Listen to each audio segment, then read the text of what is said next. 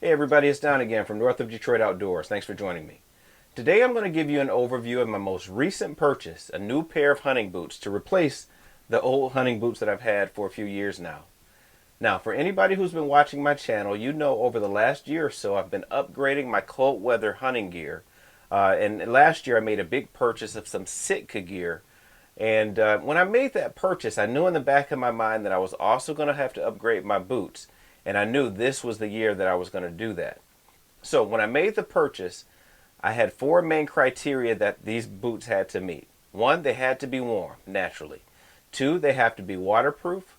Three, I wanted a taller pair of boots because I've typically only worn the ankle boots. And then the fourth criteria, and maybe the most important for me, is that it has to work with my Lone Wolf Assault hand climber. That's because I only hunt with that particular stand. And I love to be in the air. Again, I say it all the time, 25, 30 feet, because that's where I feel most comfortable. So, you know what I purchased. If you want to know why, stick with me right here on North of Detroit Outdoors.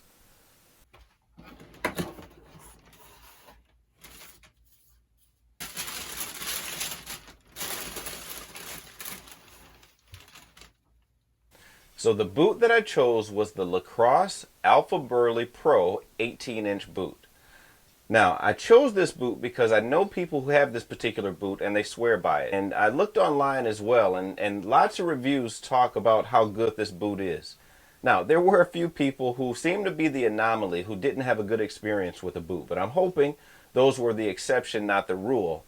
And I'm looking forward to using these boots, and I hope that they hold up for me as well. So the first criteria is that they have to be warm. And these boots have 800 grams of Thinsulate insulation. Now, I have other boots with Thinsulate insulation, but only 600 grams.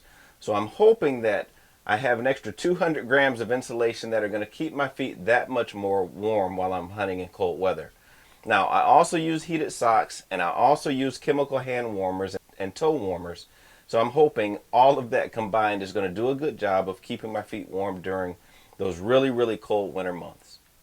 So the second criteria is that they have to be waterproof.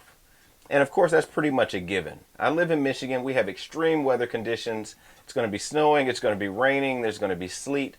I need something that's going to repel the water and keep my feet nice and dry. So it wasn't a stretch to get waterproof boots. Naturally, there are lots to choose from. These boots, however, are made completely of rubber all the way up to the top.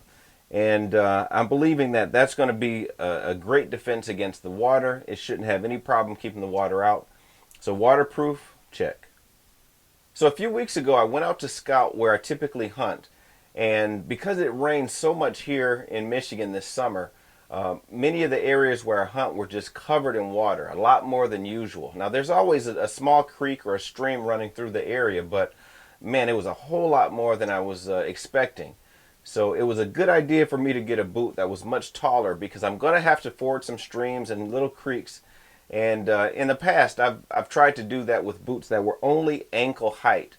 And there were times when water seeped over the top of my boot because it was a little deeper than I thought it'd be.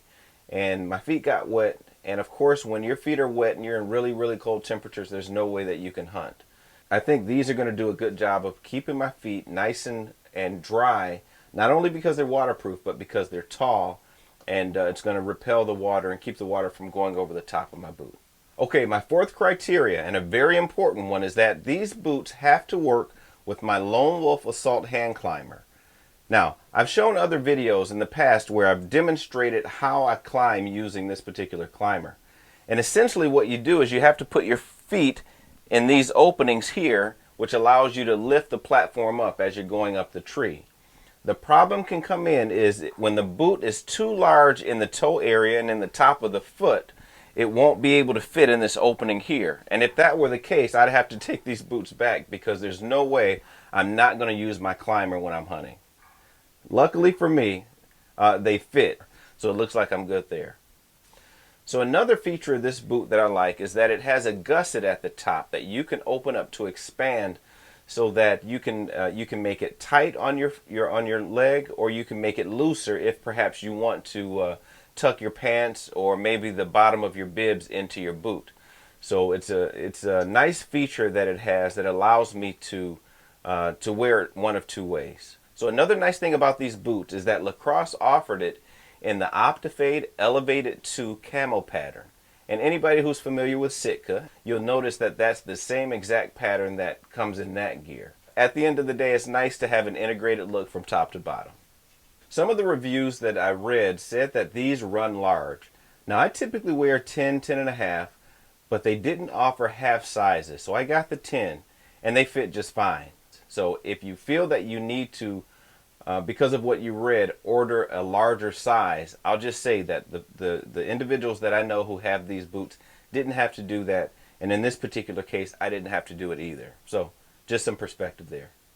So that's my initial overview of the Lacrosse Alphaburly Pro 18-inch boot with 800 grams of Thinsulate insulation.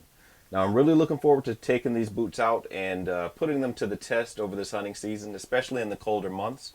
And I'm excited that I have these boots because they fill a gap in this arsenal of equipment that I have.